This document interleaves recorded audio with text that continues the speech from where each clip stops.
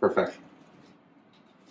As you can see, today is a beautiful day, and so, future president here has got to smoke some pork. So I'm gonna go through the steps and how I smoke some pork with you all. We got my basic grill here. This is a Oklahoma Joe's. Love their grill. I guess I'm gonna put a link in the description if it's on Amazon. Right there. What I did here, I cleaned out some of the ash, but I actually am gonna leave some of the ash down here because when the pork drips, it's nice to have it in the ash. It's easy to clean up. Pork will go here. Fire will go on this side here, and we'll control the airflow right there and here. So let's start getting at it. All right, so here's mostly what I add. I kind of eyeball it. I make a mix between a dry rub and a liquid rub, I guess, or liquid marinade. But look no further than Lawry seasoned salt. You got pepper, add some molasses, crushed red pepper, add some paprika, why not? Cayenne pepper, barbecue sauce, gotta get some more there. That's a good staple there. Brown sugar, I don't have as much as I normally add, so we gotta do something there. Wildflower honey, ew, and I also forgot, I always add whiskey when I get that. Can't forget the whiskey on there. I actually did a little tip of the whiskey one at the wood chips. All right, so let's go add some ingredients in this bad boy. Make sure you can see. All right, so let's just start with all the brown sugar I got. It is what it is. All right, then let's go ahead. We got some. I like to do the dry stuff first. A little paprika. Don't use the spoon side. That'd be bad. And just kind of sprinkle it in. A lot of this stuff is just gonna be on the outside. So if you're worried about it being spicy, you just don't get the skin part of the pork. But you can, if you don't like it spicy, don't put as much in, or don't put any in. It's all good. What's great about smoking pork here, this is the cayenne pepper, is you can just eyeball it a lot of times and see what works, see what doesn't. Open that up more.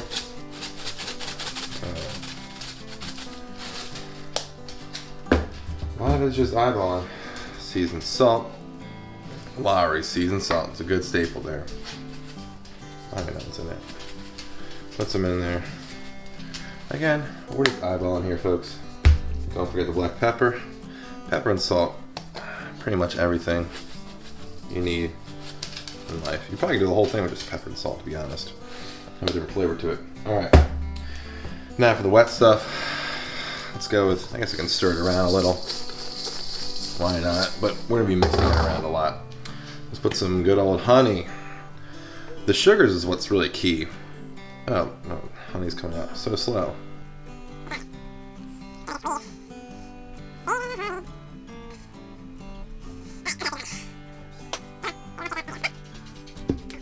Still in honey, we got molasses. Has a nice little flavor to it. Comes with the brown sugar too. A little molasses, a little easier to come out. A little, ooh. Try to make sure not drip too much here. Spin it around, do their best. All right. Barbecue sauce, this one's almost over. And it's different ones, it's all good. Be healthy with the barbecue sauce.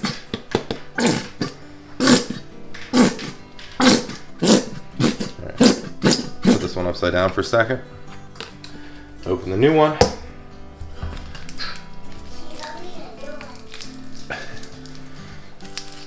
And I start pouring it in there. And you probably could really just use barbecue sauce, to be honest. That's probably good. And don't forget the whiskey. Now you can use cheap whiskey too, like really cheap, really doesn't matter. This is what I have lying around. I don't drink too much whiskey. There we go. Lasts me a while for that. Alright, this one has some more. Why not? Right. I'll say so when I eat it. Alright. So now we gotta stir it up. Spoon will work. Let me get a spoon. And we're here. Just stirring it up. Stirred it up.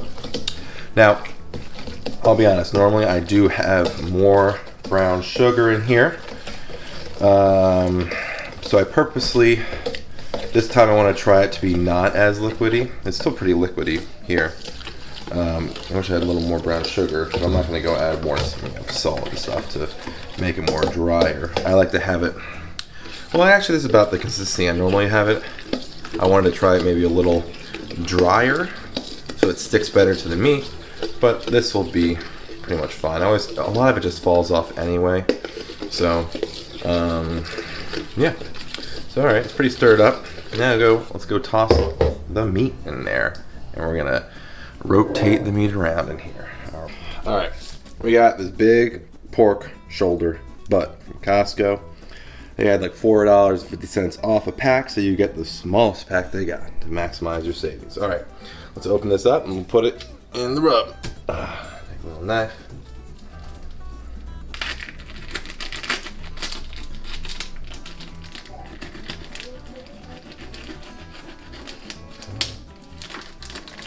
Perfect. All right.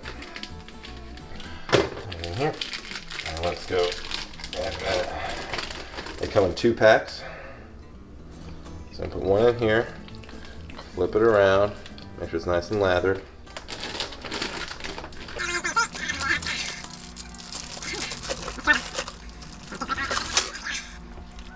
So right now it doesn't look like there's much sauce, but you just gotta flip it in. Now, of course, you can always make more, and then it's not like sauce is that expensive. And if you waste some, it's fine, but hopefully I have enough. We're just gonna move this around in here. Getting all the nooks and crannies. Be tender to your meat. Why did I say that? Anyway,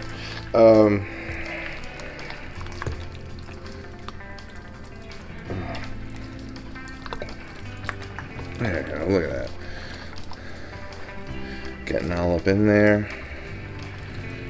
Make sure it's all nooks and crannies. There we go, look at that. Got some in here, rub it in. Feel good. And this is where I like to wear gloves.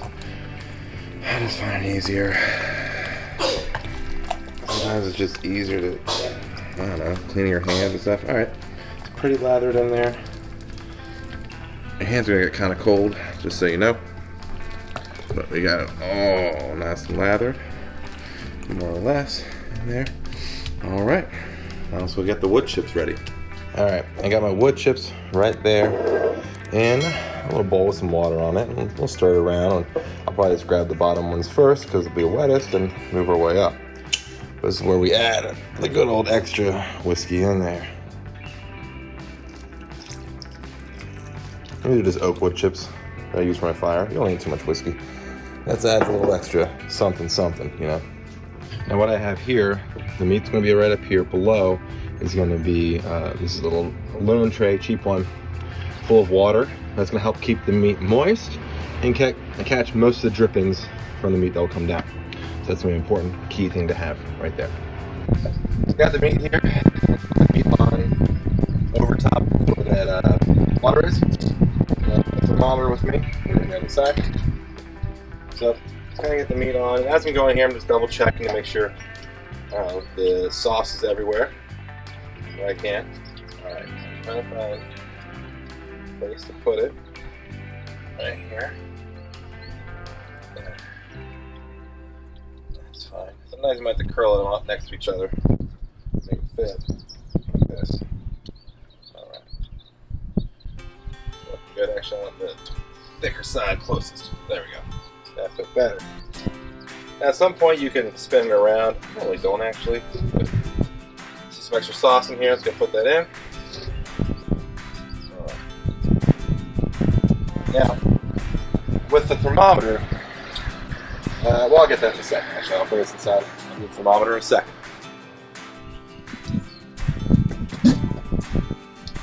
When I do the thermometer, okay, I try to find a big piece of meat, a big section there, and kind of near the back side, so I know it's like definitely done. So I'm going to stick it right here, I think, this piece, right here, right in the middle, perfect. Near the outside here where you can go down and turn it on. Now, This one used to have a connection that worked inside, but and it like had a little sensor that was set inside so I can check it inside, not be out here a little time, but it doesn't work anymore. All right, 36.9 degrees Fahrenheit. Do this here on the side. I'm going to check later when the time is right. Keep an eyeball on it all day. Now we just got to play the waiting game for the chocolate to be ready. Put it down there, open it up, and then we're ready to go. All right. So I'm going to put the chocolate here and put it in this section right there. But I don't let it go all the way up, as you can see. I don't want to get all hot up there. It's already kind of too hot now, so I'll put it in there now, and then we can start going.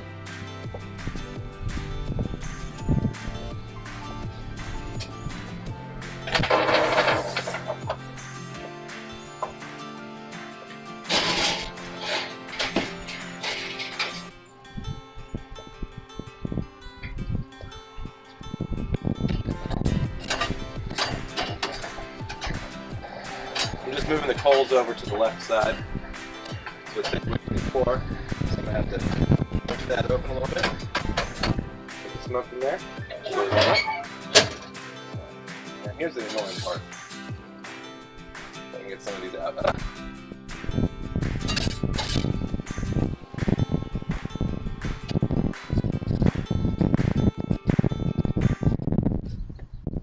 Go. 1, 2. It's going everywhere. And now it's time to close it up.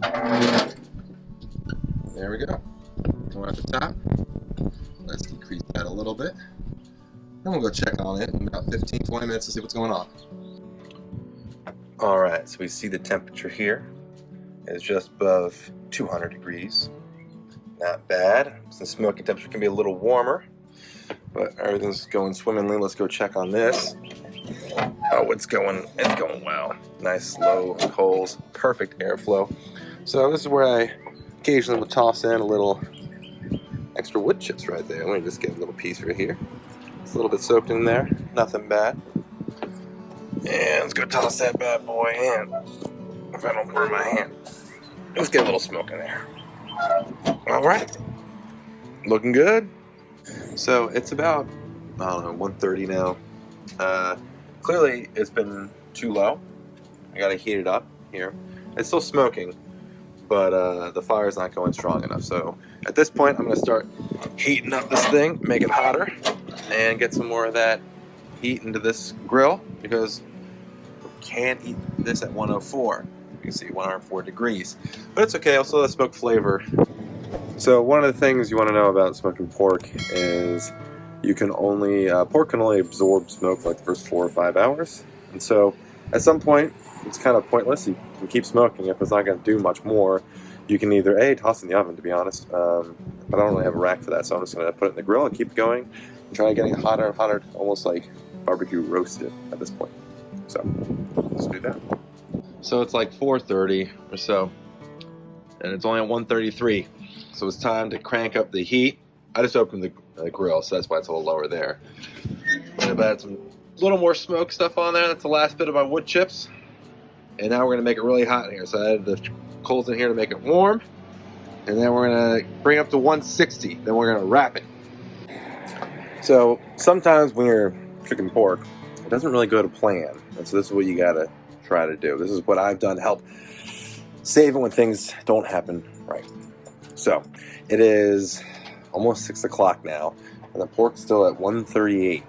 And what's happening is I moved the fire to the inside of the grill, which I'll show you in a second, and it still isn't getting hot enough. There's too much ash there, which then causes it not to get hot enough to get the grill to a point where I can really bake it in a way. So let's see what that looks like in the grill.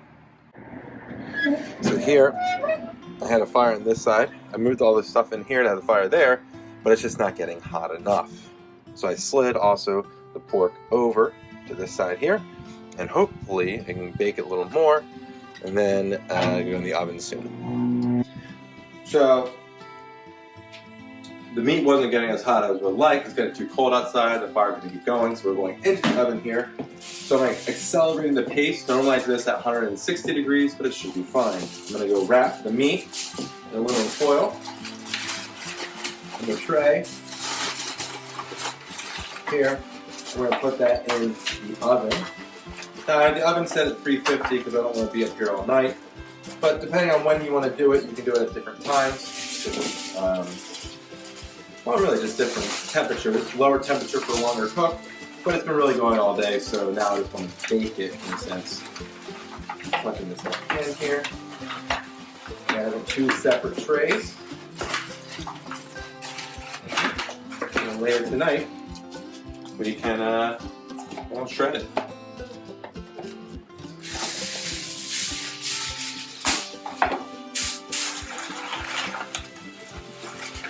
You don't need that.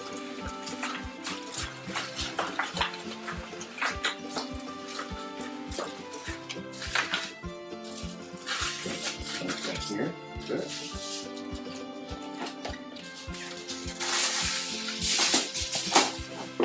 Covering it helps keep the flavor in, makes it shred. And you want to bring it up to now 195 to 200 degrees with the inside of the meat. Get that through.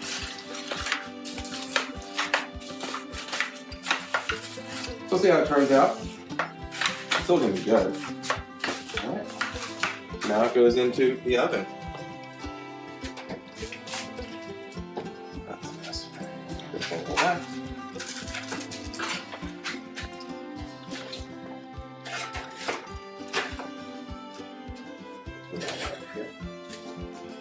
And let's go. And now we continue to play the waiting game. So it's pretty late in the day, but the meat just hit 200 degrees. And so there's out of the oven now. I took the aluminum foil off the trash can. I'm gonna wait a little bit and I'm gonna pull it apart. So now it's the best part, or the end part. It's 10:13 at night, and we're just pulling the pork here. And look how tender this still can be. Let's bring the camera closer here. Just push down on it. You know, it's good. Our dog wants it. Just push down and it just comes apart. That's how you know you did pulled pork correctly. So now you know how to do a simple way of making some pulled pork.